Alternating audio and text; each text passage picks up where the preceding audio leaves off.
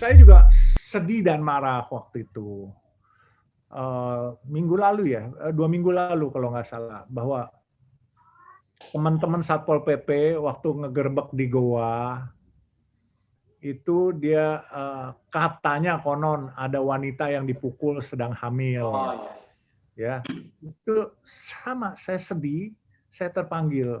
Terus saya kan kenal teman-teman Satpol PP di DKI, saya telepon komandannya, "Bos, anak buah jangan sampai begitu bos, caranya lebih manusiawi." "Gimana caranya?" Saya bilang, "Udah, ntar malam, ntar lihat aja bagaimana caranya." Saya telepon wali kota Jakarta Pusat, saya bilang, "Pak Wali, PPKM kemana?" "Enggak nih, monitor." "Pak, yuk kita jalan." "Jalan kemana?" "Ke kampung di Jakarta Pusat yang paling termarginalkan." "Wah, Johar Baru," katanya. "Ayo, jadi," saya bilang. Kita nggak tahu, nggak buat proposal, nggak buat apa, pokoknya, "Mau ngapain Pak Yusuf?" Saya ceritain sama Pak Wali Kota, "Pak, kita harus ketatkan PPKM ini, tapi kita nggak boleh merugikan orang. Caranya bagaimana?" "Udah Pak, PPKM jam 8 mereka suruh tutup supaya nggak ada keramaian, tetapi kalau dagangan mereka nggak habis, mereka pasti nggak mau disuruh pulang. Jadi dagangannya kami yang borong." "Loh, pemerintah daerah nggak ada duit," katanya. "Oh, bukan pemerintah daerah Pak, ini duit pribadi keluarga Bapak Alun." Saya bilang gitu. "Wah bener? Terus Bapak mau makan makanannya?" "Oh bukan, saya nggak kepengen makan." "Bapak mau sedekahin?"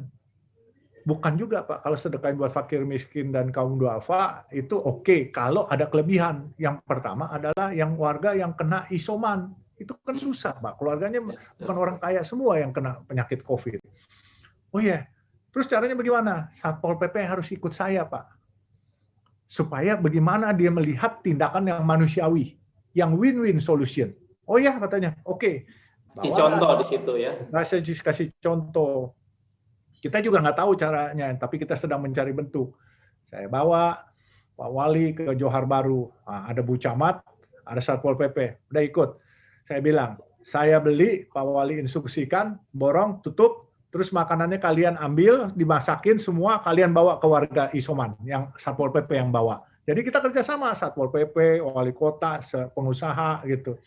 Akhirnya kita semua kita beliin, terus ada komedi putar. Kita lihat, aduh, anak-anak kita pada main senang banget, bersukacita. Cuman ini bahaya, anak-anak kita menjadi klaster baru, dekat sekali. Ya. Akhirnya saya bilang, "Pak, boleh izin Pak ini ditutup, tapi jangan dirugikan." Akhirnya kita tanya, "Kamu berapa buka sini?" Kalau, "Oh Pak, kita biasa sampai jam 12 malam dapat 400.000. Loh sekarang udah dapat berapa? 150.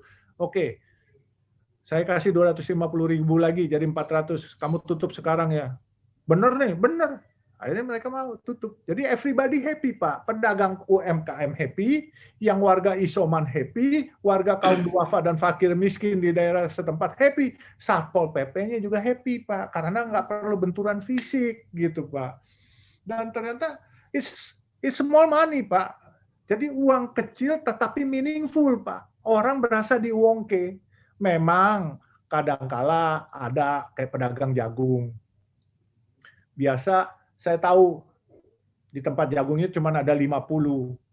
Saya bilang, "Berapa nih?" "Oh, saya masih punya lagi di bawah." Di bawah ternyata cuma 2-3 biji. "Saya bawa 80." "Oke, saya nggak mau ribut." Ya kan biasa orang timbul greedy-nya karena ada yang mau borong, itu manusiawi lah.